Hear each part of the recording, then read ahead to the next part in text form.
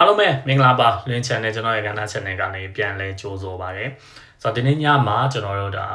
ပေါ့မြန်မာစံတော်ချိန်ဆိုရင်ည9နာရီမှာ FA Cup ပွဲစဉ်ရှိပါတယ်ဆိုတော့ဒီတစ်ခေါက်မှာကျွန်တော်တို့တွေ့ရမယ့်အသင်းကတော့ Mansfield နဲ့တွေ့ရမှာပေါ့နော် Mansfield Town ပေါ့ဆိုတော့တွေ့ရမှာဖြစ်တယ်သူကကျွန်တော်တို့အင်္ဂလန်ရဲ့ League 1က club ပေါ့နော်ဆိုတော့တွေ့ရမှာဖြစ်တဲ့အတွက်ကြောင့်ဒါအရန်ကြီးတော့ကျွန်တော်တို့ဘယ်လိုပြောရမလဲစိတ်ပူစရာမလိုတဲ့ပွဲလို့ထင်ပါတယ်ဆိုတော့ဘာဖြစ်လို့လဲဆိုတော့ဒါ Mansfield Town ကကျွန်တော်တို့ League 1 club ဖြစ်တာလဲဖြစ်တဲ့အပြင်နောက်တစ်ခုကျွန်တော်တို့ရှေ့ဆင့်မှာကြော်ဖြတ်လာတဲ့ Wigan Athletic ရှိတယ်ဆိုတော့ Wigan Athletic နဲ့ Mansfield နဲ့က League 1မှာတူတူကန်တာဆိုတော့ Mansfield က Wigan Athletic ရဲ့အပေါ်မှာရှိတဲ့အသင်းပေါ့နော်ကျွန်တော်ထင်အဆင့်16sorry 14 15 16အဲ့လောက်မှာရှိမယ်ထင်တယ်သူတို့3ဆင့်လောက်တော့ကွာတယ်ဆိုတော့ခြေစွမ်းအရာပြောရမယ်ဆိုရင်မကွာတဲ့အသင်းပေါ့အဲ့အသင်းနဲ့ကျွန်တော်တို့အာဆင်နယ်ကပြန်တွေ့မှာဖြစ်တဲ့အတွက်ကြောင့်ကျွန်တော်တို့ပထမဒီ weekend ကိုနိုင်ခဲ့တဲ့ result အတိုင်းပဲနိုင်ဖို့အခြေအနေဒါပေါ့အခြေအနေပိုများပါတယ်ပေါ့အခြေအနေကောင်းနေရှိတယ်နောက်ပြီးတော့နိုင်ဖို့ရာခိုင်နှုန်းလည်းပိုများပါတယ်ဆိုတော့လူစီရင်နဲ့ပတ်သက်ပြီးတော့ကျွန်တော်တို့ဒီတစ်ပတ်မှာတော့ကစားသမားတော်တော်များများအနာပေးမယ်လို့ထင်တယ်ဂျားရက်မှာကျွန်တော်တို့ဒါအရေးကြီးတဲ့ချန်ပီယံလိပွဲစဉ်ရှိတဲ့အတွက်ကြောင့်ကျွန်တော်တို့ရဲ့ကွင်းလယ်3ယောက်စလုံးကိုအနာပေးနိုင်ခြင်းများပါတယ်ဆိုတော့ Declan Rice ကိုကျွန်တော်တို့ဒီ Zubimendi ကိုအနာပေးနိုင်ခြင်းများပြီးတော့ SZ ကတော့ကျွန်တော်ထင်ပွဲထွက်3လာနိုင်ခြင်းရှိပါတယ်ဆိုတော့ဒီပွဲမှာကျွန်တော်တို့ကွင်းလယ်ပိုင်းကိုပဲ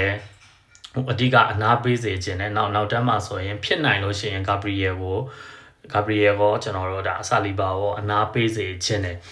တော့ကျွန်တော်အမြင်ပြောရရင်တော့အနာပေးနိုင်ခြင်းရှိပါတယ်ဒါပေမဲ့ဆာလီဘာရဲ့အခြေအနေကိုကြည့်ပြီးတော့မှဒီ Gabriel ကိုအနာပေးမပေးစွာဆုံးဖြတ်မယ်လို့ကျွန်တော်မြင်ပါတယ်ဆိုတော့ဒီနေရာမှာ Mosquera နဲ့ကျွန်တော်တို့ဒါ Calafiori နောက်ပြီးတော့ဒီလူငယ်ကစားသမားရှိတယ်ပေါ့ကျွန်တော်တို့မှာSalmonသူ့ကိုသုံးနိုင်လားလို့ကျွန်တော်တော့တွေးမိတယ်ပေါ့ဒါပေမဲ့ဘယ်လိုလာမလဲတော့မသိအရင်ဒီအဆင့်တစ်ဆင့်weekend နဲ့တွေ့တော့နိုင်နေဆိုပေမဲ့ဒါနောက်တစ်ဆင့်ကိုကျွန်တော်တို့ရောက်နေတဲ့အခြေအနေမျိုးမှာတော့အဲ့လောက်ကြီးတသင်းလုံးကိုလူငယ်ကစားသမားတွေနဲ့အရေးဆွန်ပြီးသုံးပါမလားဆိုတာကတော့နည်းနည်းတန်တရားဖြစ်တယ်ဘာလို့လဲဆိုတော့ဒီနှစ်ပွဲစဉ်တိုင်းပေါ့ဖလားပွဲစဉ်တွေအကုန်လုံးမှာ FA ရောတခြား cap တွေရောကိုအာတီတာက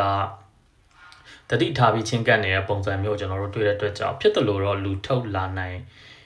ခြေတော့မရှိပါဘူးဖြစ်တယ်လို့ဆိုတာကျွန်တော်တို့ဒီလူငယ်ကစားသမားတွေအရင်ရဲဆွန်ပြီးတော့ဗောနော်ဒါပေမဲ့အခုနကျွန်တော်ပြောတဲ့အတိုင်းပဲ Mosquera တို့ဘာလို့လဲတွဲပြီးတော့ဒီ Salmon သုံးမလားဆိုတာကတော့30ချင်တယ်ဆိုပေမဲ့အတင်းအထိုင်ပြတ်မှာလဲစိုးရိမ်နေပါတော့နောက်တန်းအမှန်တိုင်းပြော Gabriel Saliba တရားရောက်မပါလို့ရှိရင်ကျန်တဲ့ကစားသမားတွေကိုဒီတိုင်းသုံးရတာနည်းနည်းလေးအန်ဒီရများပါတယ်ဆိုတော့Mansfield ကတော့တိတ်ပြီးပြဿနာမရှိဘူးလို့ဆိုနိုင်ပေမဲ့လည်းအာတီတာအနေနဲ့အရင်မဆွန်လာဘူးထင်တယ်ဆိုတော့ဒီနေရာမှာကျွန်တော်တို့ Mosquera နဲ့ဘယ်သူနဲ့ပွဲထွက်လာမယ်ဆိုတာစိတ်ဝင်စားဖို့ကောင်းပါတယ်။နောက်ဒီ Hincapi ကိုတော့တေချာပေါက်အနာပေးမယ်လို့ထင်တယ်။နောက် Calafiori ကိုသုံးပါလိမ့်မယ်။တော့ Timber နေရာတော့ Timber ကိုပဲသုံးလာနိုင်ခြင်းများပြီးတော့ကျွန်တော်တို့ဒါ Van White ကလည်းတန်ရာရနေတဲ့အတွက်ကြောင့်ပေါ့နော်။ Timber ကိုပဲသုံးလာနိုင်ခြင်းများပါတယ်ဆိုတော့နောက်တန်းကဒီလိုပွဲထွက်လာကိုသမားတော့ gap ပါပဲပေါ့နော်။ကွင်းလယ်မှာတော့ကျွန်တော်ခုနပြောတဲ့အတိုင်း Lewis Kelly တို့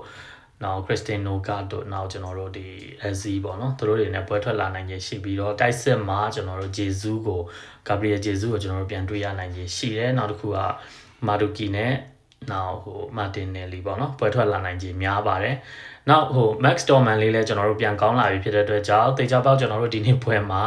Max Dorman ရဲ့ခြေစွမ်းကိုပြန်ပြီးတွေ့ရမယ်လို့ကျွန်တော်ထင်တယ်ဆိုတော့သူ့ကိုလည်းဒီတိုင်းမှာပဲပွဲထွက်ခွင့်ပေးမလားမပေးမလားဆိုတာတော့ကျွန်တော်တို့ဒါအဆောက်ကြည့်ရမယ်ကျွန်တော်မြင်ပြောရရင်တော့အခုမှတန်ရပြန်ကောင်းလာတဲ့ကစားသမားကိုဒီ first line ကတော့ကျွန်တော်တင်မပေးတော့ဘူးထင်တယ်ဆိုတော့ဒုတိယပိုင်းလောက်မှာသို့မဟုတ်ကျွန်တော်တို့အနိုင်ရလက်ပြတ်သားနေတဲ့အချိန်လောက်မှာ Max Dorman လေးရဲ့ကစားပုံကိုဒီနေ့ပွဲမှာပြန်ပြီးတော့ဒါတွေ့ရနိုင်ပါတယ်ဆိုတော့Premier League တို့ Champion League တို့ပွဲစဉ်တွေနဲ့နောက် Carling Cup ပေါ့နော် Carabao Cup ပေါ့အဲ့ဒီဟာရဲ့ final တွေမှာတော့ကျွန်တော်တို့ဒါအကောင်းဆုံးလူစင်းတွေကိုပဲတွေ့ရမှာဖြစ်ပြီးတော့ကျွန်တော်တို့ရဲ့လူငယ်ကစားသမားတွေရဲ့ခြေစွမ်းကိုအခုလိုပွဲစဉ်မျိုးတွေမှာပဲကျွန်တော်တို့ကဒါတွေ့ရမှာဖြစ်တဲ့အတွက်ကြောင့်ဒီနေ့ပွဲကိုဒါကျွန်တော်ကိုယ်တိုင်လည်း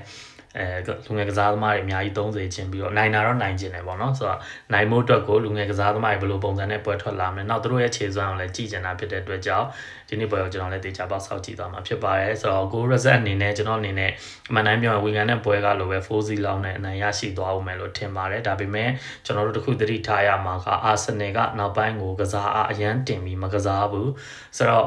ဒီ line up ပေါ်မှာမူတည်ပြီးတော့လူငယ်ကစားသမားအများကြီးဒါသုံးလာမယ်ဆိုလို့ရှိရင်တော့တမျိုးတစ်ပုံပြောင်းလဲသွားနိုင်တယ်နောက်ကျွန်တော်တို့ရဲ့ဒီ first line ကစားသမားတွေကိုမျှပြီးတော့လူငယ်ကစားသမားတွေနဲ့မျှသုံးတဲ့အခြေအနေမျိုးဆိုရင်တော့ကိုပြတ်သွားနိုင်ပေမဲ့ကျွန်တော်တို့ဒါလူငယ်ကစားသမားတွေပဲအများကြီးဖြစ်လာရင်တော့ရလက်ကကျွန်တော်တို့ထင်တဲ့4-0ပါတော့မရတော့ဘူးထင်တယ်ဒါပေမဲ့ဒီနေ့ပွဲမှာကျွန်တော်တို့ပုံမှန်အတိုင်းသာပွဲထွက်လာမယ်ဆိုလို့ရှိရင်ခုနကျွန်တော်ပြောတဲ့အတိုင်းပေါ့နော်ဒီငကိုရှိပြီးသား senior ကစားသမားတွေနဲ့လူငယ်လေးတွဲပြီးထွက်လာတဲ့ပုံစံတိုင်းဆိုရင်တော့4-0လောက်ကိုပြတ်သွားမယ်လို့ကျွန်တော်ထင်ပါတယ်ဆိုတော့ဒီနေ့ညမြန်မာစံတော်ချိန်9နာရီဂျပန်စံတော်ချိန်ည9နာရီခွဲမှာ FA Cup ရှိပါတယ်ကျွန်တော်လည်းအားပေးကြမယ်ဗီဒီယိုအဆုံးထိကြည့်ပြီးတော့အားလုံးကိုကျေးဇူးတင်ပါတယ်